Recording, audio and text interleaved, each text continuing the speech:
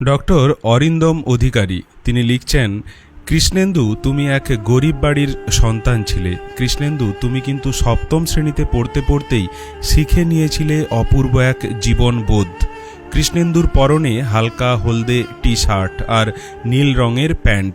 Chips কিনবে বলে মিষ্টি দোকানের সিঁড়ির ধাপে কি সুন্দর পকেটে হাত রেখে দাঁড়িয়ে আছো তুমি। সামনে দাঁড় করিয়ে রেখেছ তোমার ঘুরে বেড়ানোর প্রিয় সাইকেলটিকে। এ ছবিকে কেন স্মৃতির পাতায় পাঠিয়ে দিলে কৃষ্ণেন্দু? চিপস চুরির অপবাদ সহ্য করতে না পেরে আত্মঘাতী পাঁশকুড়ার সপ্তম শ্রেণীর ছাত্র কৃষ্ণেন্দু। এই ঘটনাকে কেন্দ্র করে ব্যাপক চাঞ্চল্য ছড়িয়ে পড়ে এলাকায়। এলাকার দোকানদার শুভঙ্কর দীক্ষিত যে পেশায় আবার সিভিক, তার কঠিন শাস্তির দাবি তুলেছেন স্থানীয় এলাকাবাসীরা।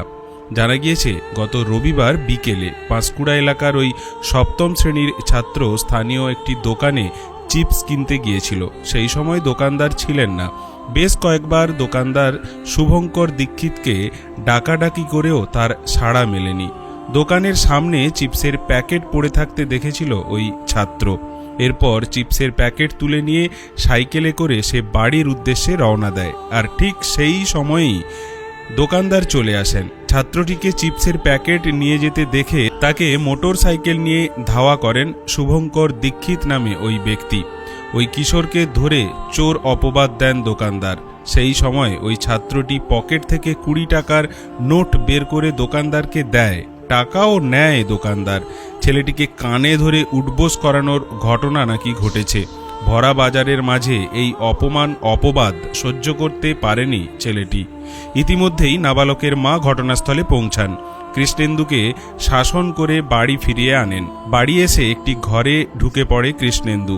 বেশ কিছুক্ষণ পর ঘরে ঢুকে দেখা যায় অচৈতন্য অবস্থায় পড়ে রয়েছে নাবালক কৃষ্ণেন্দু।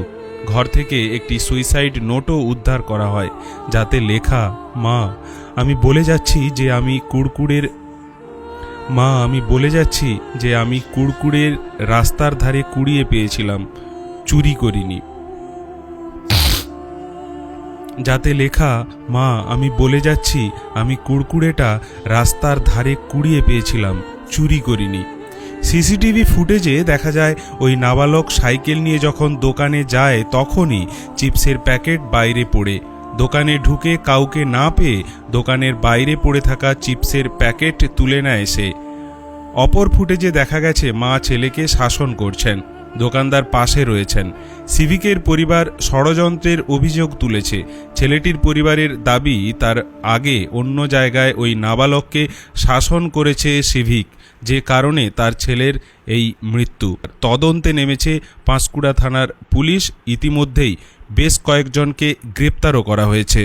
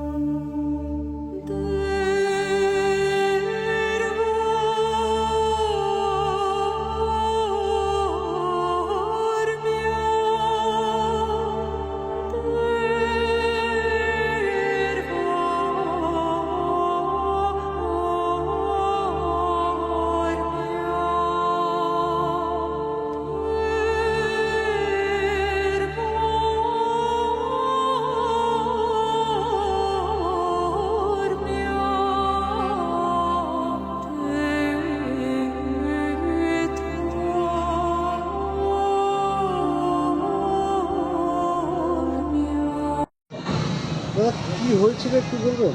আমার ছেলে এখন সামান্য একটা কুড়কুড়ি চোরের অপরাধে আমার ছেলে এখন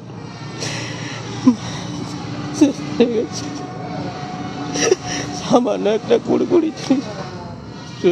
চুরির অপরাধে কান ধরে তাকে উঠবুস করিয়েছে বলে হাত করে আমার ছেলে আজাদ আমার ছেলে ও বাড়ি থেকে বেরিয়েছিল কুরকুরে কেনার জন্য। বাড়ি থেকে বেরিয়েছিল কুড়কুড়ে কেনার জন্য, দোকানদার নাকি দোকানে ছিল না। ও দুবার ডেকেছে দোকানদারকে, তারপরে রাস্তায় দেখে না কুড়কুড়িটা পড়ে আছে, উড়িয়ে উড়িয়ে পড়ে বাতাসে পড়ে আছে। ও কুড়কুড়িটা গুড়িয়ে নিয়ে পালিয়ে গেছে। ওকে তখন দোকানদার নাকি আবার বাড়াই, যখন ও দেখে না একটা ছেলে কুড়কুড়ি নিয়ে পালিয়ে যাচ্ছে, ওকে দোকানদার পিছনে মোটর সাইকেল নিয়ে ধাওয়া করেছে। ধাওয়া করে ওকে ধরে নিয়ে ধরছে, ওকে বলছে যে তুই কুড়কুড়িটা আমার দোকান থেকে চুরি করে নিয়ে এসেছিস।